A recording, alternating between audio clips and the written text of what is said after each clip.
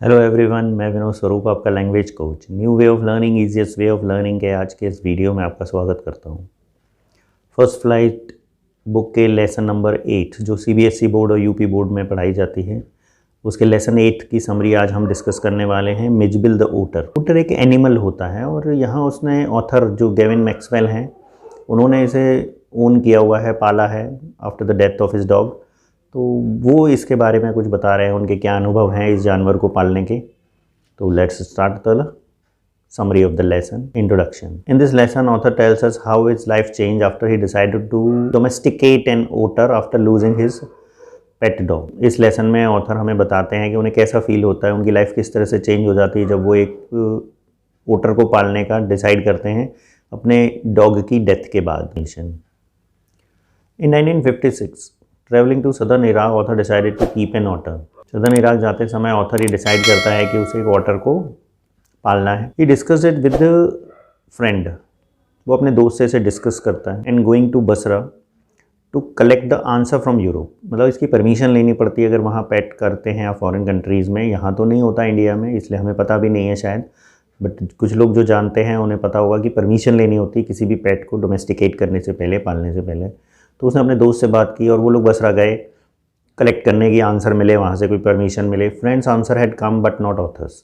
Friend को तो answer मिल गया बट ऑथर का आंसर नहीं आया, उसके लिए रिप्लाई नहीं आया, कोई चिट्ठी नहीं आई। After 5 days of waiting 2 Arabs, 5 दिन तक वो इंतजार करता रहा। उसके बाद 2 अरब लोग आए।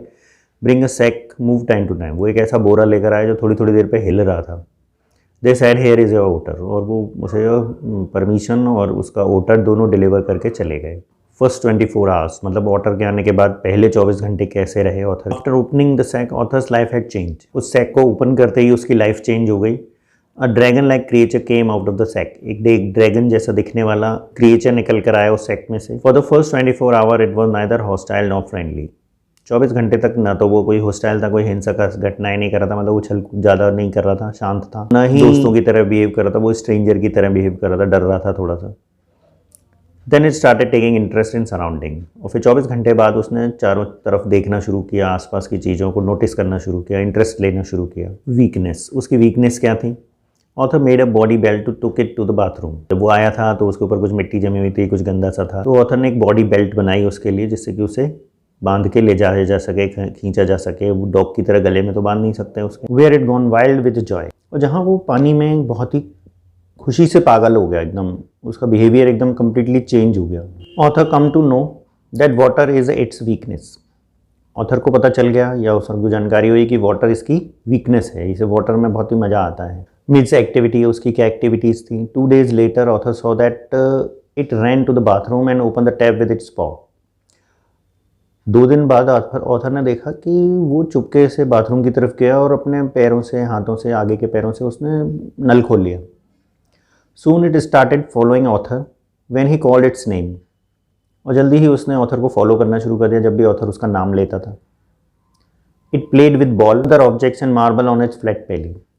कई बार वो बॉल से खेलता था, कभी कुछ और ऑब्जेक्ट से खेलता था, कई बार कुछ मार्बल्स को वो अपनी बेली पे डाल के रोल करता था इधर से उधर, उन्हें गिरने नहीं देता था, इस तरह से बैलेंस करता था, अपनी बेली पे उल्टा लेट जाता था। Transportation, for transporting Mij to England and to Campsfrena, author had to book flight to Paris and from there to London. उसको मिज को लेके जाना था इंग्लैंड और वहाँ से कैम्सफ्रेना जाना था। तो ऑथर ने 2 फ्लाइटें बुक की, एक तो पेरिस और पेरिस से फिर लंदन के लिए, क्योंकि डायरेक्ट जो लंदन की फ्लाइट थी वो ब्रिटिश एयरवेज की थी और वो लोग एनिमल्स को अलाउड नहीं करते थे, मिज बिल को अलाउड नहीं कर रहे थे।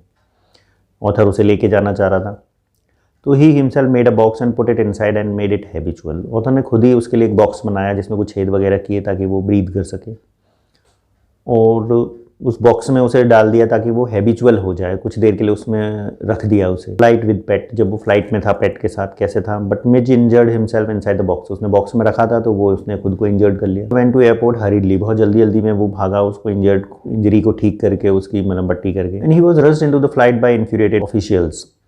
तो वहाँ एयरपोर्ट के जो ऑफिशियल्स थे उन्होंने बहुत ही गुस्से में उसे जल्दी से जल्दी फ्लाइट में पहुँचाया, क्योंकि उसी एक पैसेंजर की वजह से फ्लाइट डिले हो रही थी। It was not good experience during the flight as Mij escaped and trouble the passengers.